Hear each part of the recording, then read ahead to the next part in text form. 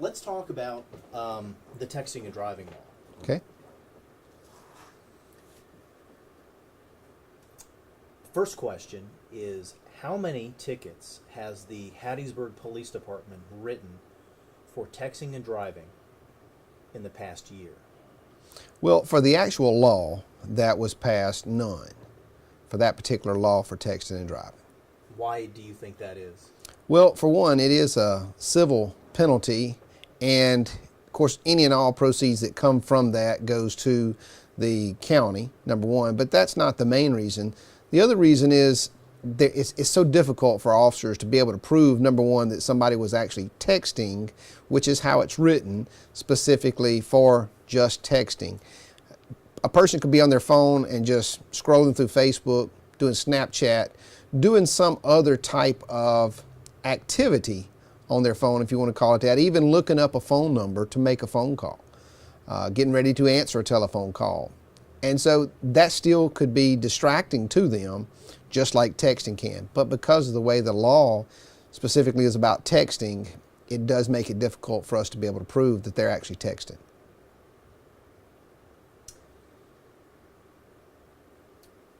Did your department, when the bill was written and passed into law and then handed down from wherever higher up down to the officers themselves, did they understand that this was going to be difficult to do?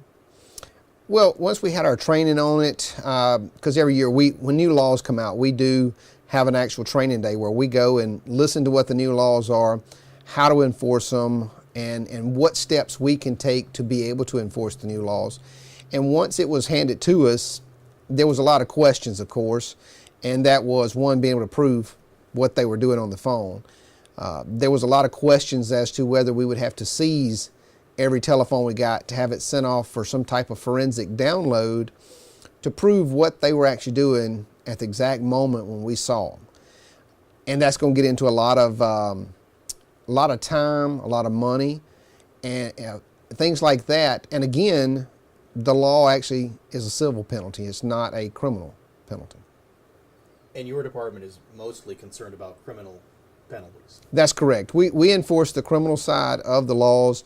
We hand out the tickets, hand out the charges, and it goes before our municipal courts here, unless it's a felony, and then it would go over to circuit court. But for criminal misdemeanors, they would go before our municipal court here. When your officers did have that training, was that a training just here in-house in Hattiesburg, or was it with other officers from other areas? No, it was just in-house here. Our local district attorney's office will come in with the new laws. They'll give them to us. If we have questions specifically about certain laws, we can ask them, and they can do any and all research that may be needed in order to be able to help further us with being able to enforce them.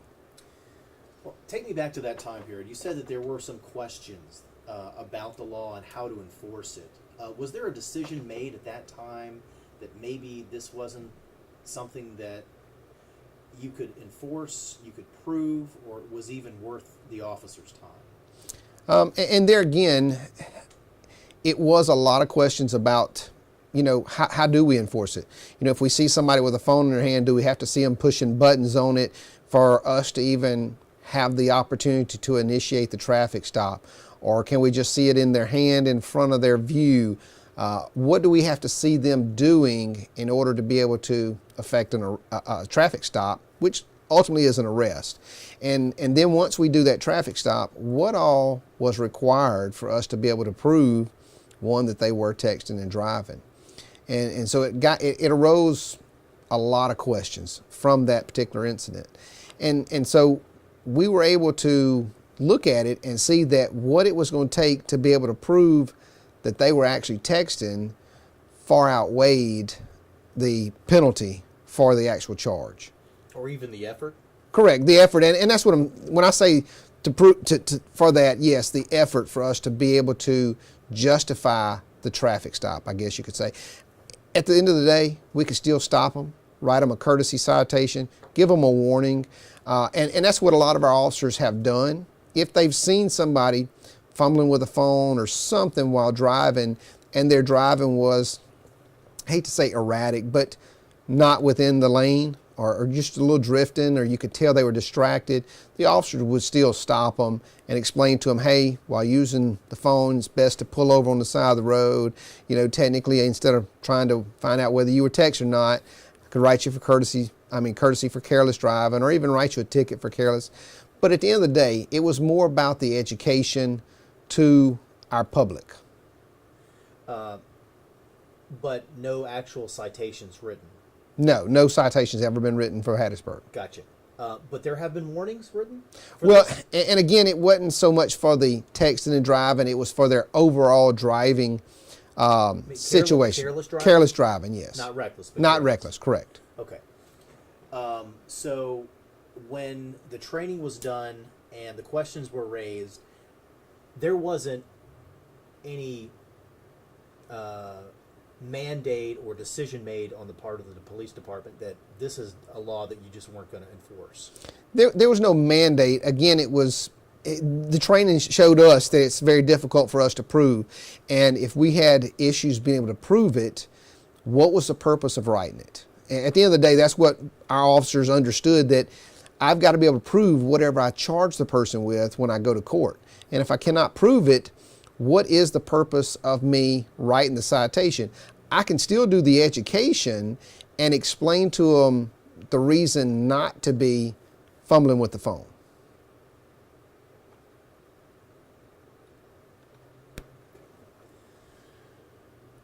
So what this has turned out to be is more of a PR campaign, pretty much. Like you said, it was an education of people that are texting and driving. Correct. Would that be right? That is, and at the end of the day, I know a lot of people think that we're out here to try to make money by writing citations or pulling you over, even giving you a courtesy citation. It's not. If we can save one life, if it means writing a citation, if it means giving a courtesy, if it means nothing more than stopping somebody and saying, hey, please slow down. Hey, don't be messing with your phone while you're driving. If we can save one life by doing that, our day has been made. And that, at the end of the day, is to protect our citizens for this city, as well as our guests that come in here. We're here to protect them as well. And that's one of the ways of protecting them, is to be able to get the drivers to understand, pay attention to the roadway, drive defensively, be prepared for the unexpected. And if you're fumbling with a cell phone or anything of that nature, whether you're on Facebook, trying to send a text message, trying to read an email, or even looking up a phone number, any one of those things can cause some distraction that could cause an accident. Does this department believe that the law was not written correctly? Well, the department here believes that there could have been some things placed in the law that possibly could have helped better. And again, without sitting down with the lawmakers who actually developed the law and trying to work these different things out and bring up the fact of how do we prove it? One, it's a civil and not a criminal. Those types of things, maybe we could have worked together as a state to be able to get it where it needed to be, to better to enforce, but also to be able to put to the public what we're going to be doing out there. Let me switch gears here Okay. and just talk about distracted driving and texting and driving as it relates to the problem. How big of a problem is it?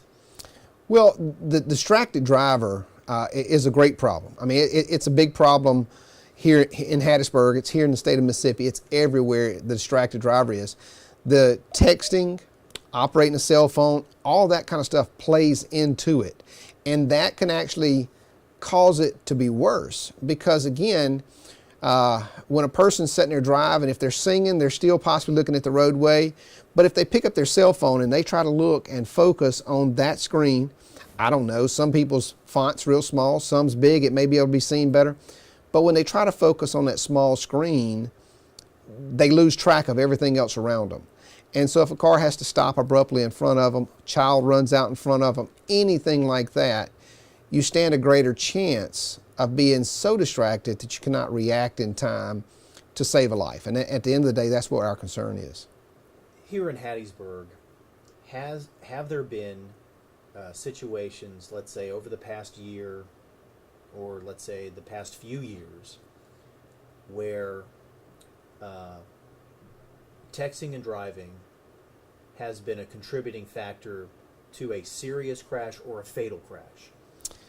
Do you know that off the top of your head? I don't know of any specifically, but there's been times that I've seen in reports where the person would say, well, I dropped my cell phone, I reached down to pick it up, and the crash happened. Or my phone started ringing, I tried to find it in my car, and I had the crash. Different things like that has caused crashes, has been contributing factors to it.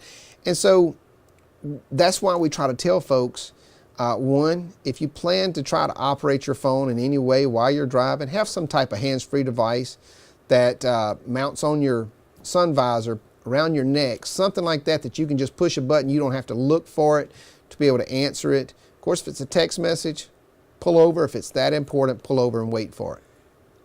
Is this department seeing any type of trend as it relates to the cell phone, the texting and driving being a factor in crashes?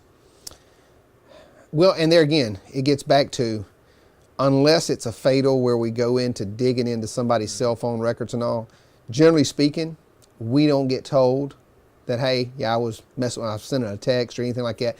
So at the end of the day, it does rely on the honesty of the person who's involved in the crash as to whether they're going to say, yeah, I was trying to send a text, or I had just received one, I was trying to read it, that type of thing. And just how likely is that?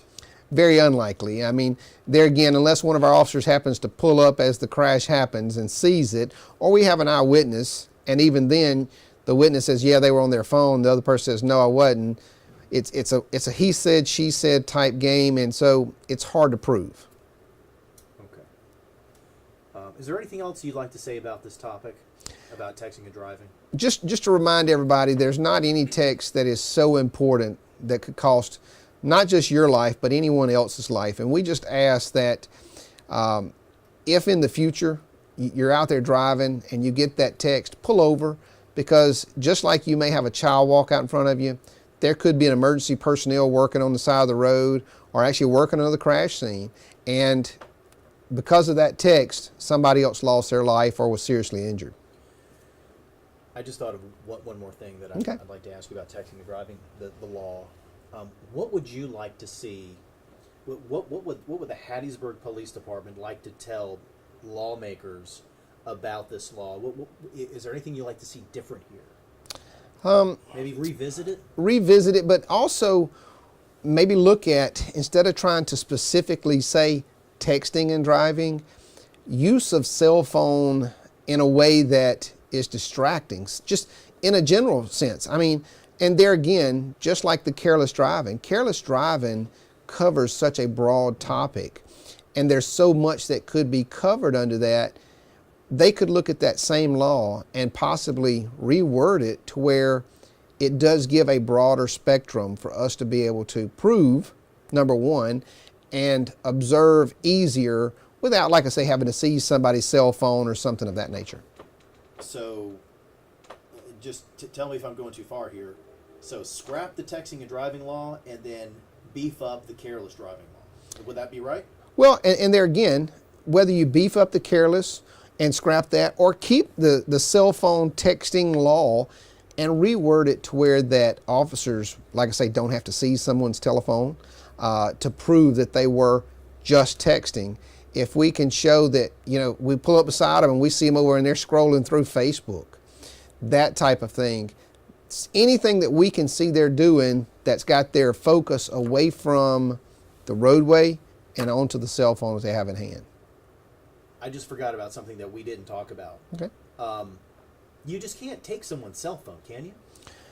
And there again, in the law, it really didn't give us that right, but in order to prove it, that would be technically evidence that we would have to have. So it would be just like a seizure of, say, some video footage from a store or something. We could go in and seize it, send it off to the lab to have a forensic download done, which, and there again, to have that done, you're looking at some major money that's involved and time.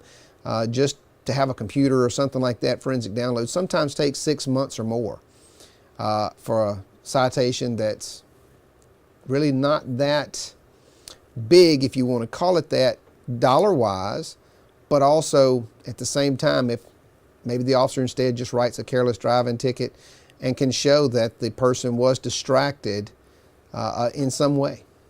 Well, then, if the law is rewritten, would you also like to see the the monetary aspect rerouted, or in a way where it's equitable for all departments that would be writing these citations? Well, again, if you take it from just being a civil side and put it as a criminal charge, then we could, whoever wrote it would actually get, and there again, all citations, we don't get, the city does not get the full amount of it. It's a percentage that comes to the city, the state gets a percentage, and depending on what kind of law that it is you write the charge on, depends on what other coffers within the state it goes to, and the federal government, as a matter of fact. But it's better than zero. That's correct. That's correct. Right? Yes. Okay. John, thank you. Thank you.